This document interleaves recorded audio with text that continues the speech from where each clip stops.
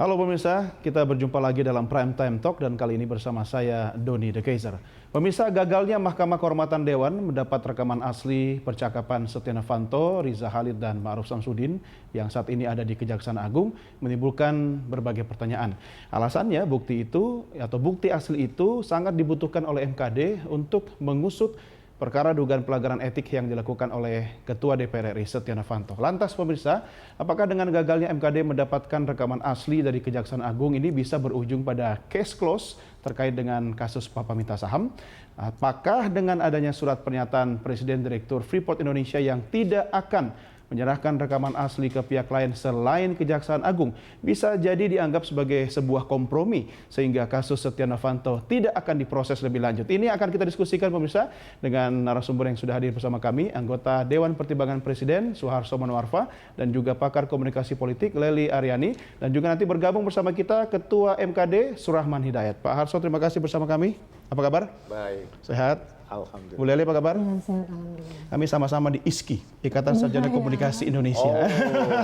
Tapi kita tidak bicara soal komunikasi. Ini komunikasi politik nanti. Nah, saya mau update dulu nih ke Pak Harso. Pak Harso, tadi baru saja kita ada jumpa pers dengan Pak Luhut Binsar Panjaitan. Dan di situ dinyatakan sikap beliau terkait dengan kasus Papa Minta Saham. Ternyata ada perkembangan menarik nih Pak. Yang tadinya seorang LB Panjaitan cuek-cuek saja, ini katanya merasa sudah mulai gerah dan terganggu begitu. Kira-kira bola ini kemana Pak? Kemarin kita bahas, mudah-mudahan selesai kan Pak?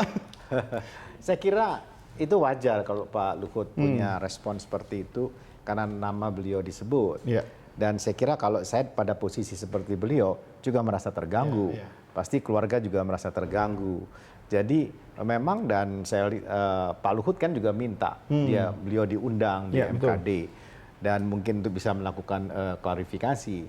Jadi saya kira itu pendapat dan sikap Pak Menko wajar dilakukan, wajar dilakukan. Dan saya mendukung beliau kalau beliau punya sikap itu karena merasa terganggu dan membutuhkan satu ruang publik untuk mengklarifikasi namanya yang menurut beliau juga dicatut. Kan begitu. Jadi artinya yang sudah mengatakan dicatut ini bukan hanya Presiden dan kemudian Wakil Presiden, tetapi juga Menko Polhukam. 66 kali Pak disebut namanya. Nah iya, jadi beliau pasti merasa gerah saya kira. Jadi wajar sekali saya kira kalau Pak Luhut kemudian merasa terganggu, dan karenanya memang mesti ada satu kesempatan bagi beliau untuk menyampaikannya kepada publik.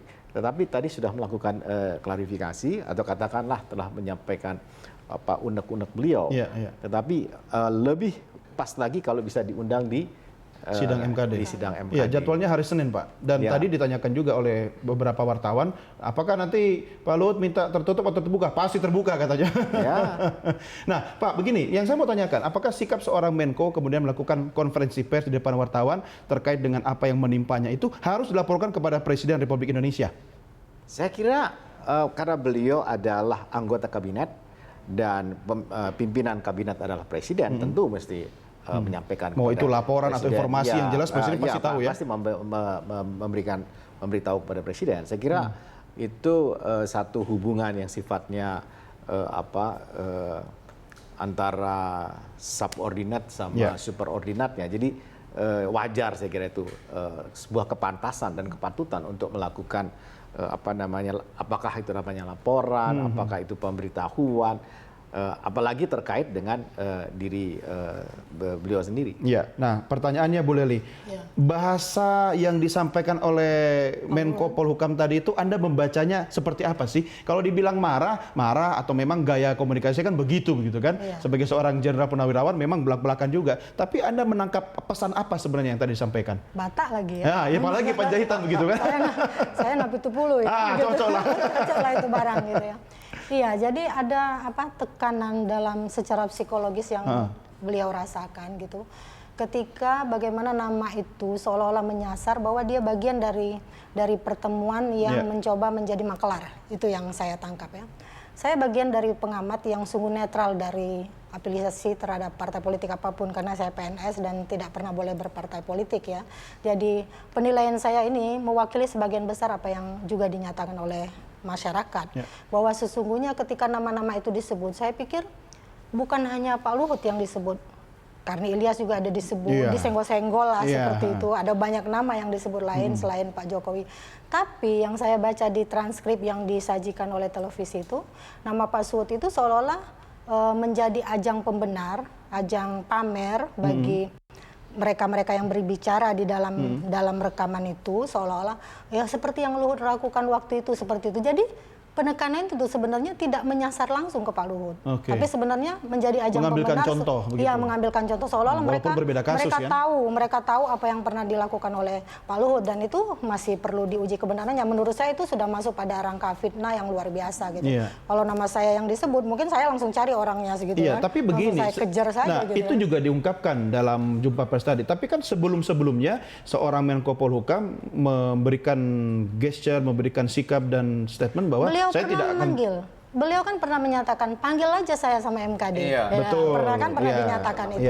Nah, ketika beliau mengatakan itu, saya bilang bagus. Saya bilang, itulah MKD, itulah ajang klarifikasi yang paling baik karena mereka mengadil etika. Tadi di televisi swasta lain saya nyatakan, bagaimana mungkin orang-orang yang dianggap sebagian besar masyarakat itu tidak beretika mengadili sebuah etika.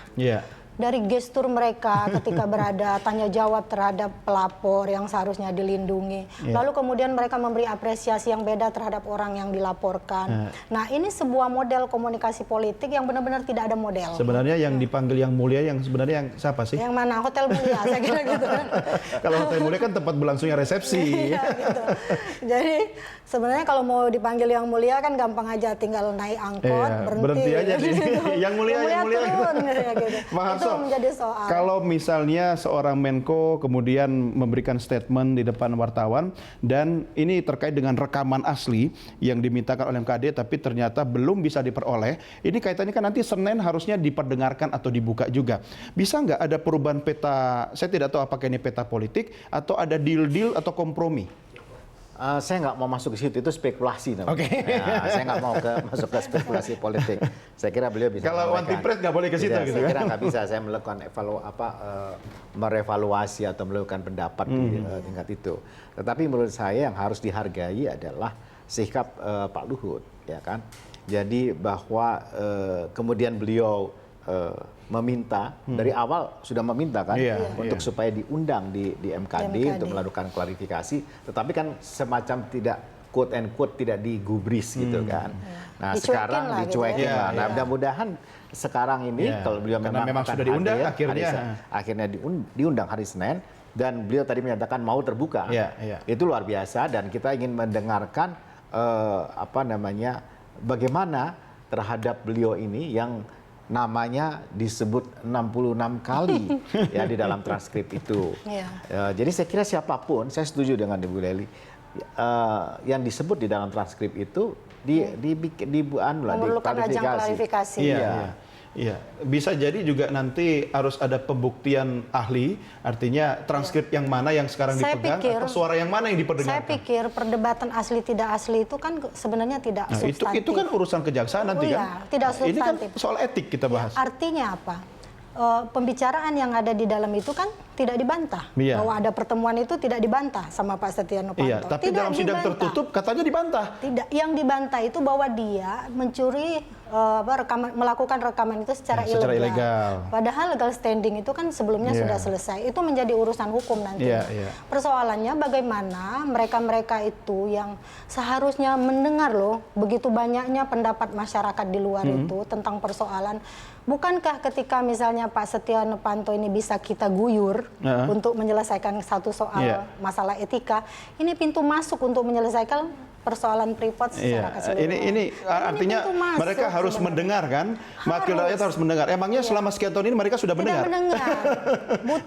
Buta gitu kan. Oke, kita lanjutkan nanti di segmen berikutnya. Dan kita juga harus mendengarkan pemirsa nanti yang bisa memberikan pertanyaan atau masukan dalam Prime Time Talk kali ini tentunya melalui saluran interaktif yang ada di televisi Anda. Pemirsa, kami segera kembali sesaat lagi, tetap bersama kami di Prime Time Talk.